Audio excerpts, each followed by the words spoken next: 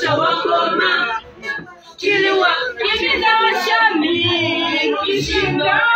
chawakoma kiliwa kibida shami kishinda chawakoma kiliwa kibida shami kishinda chawakoma kibida shami Mungu akiwa upande wetu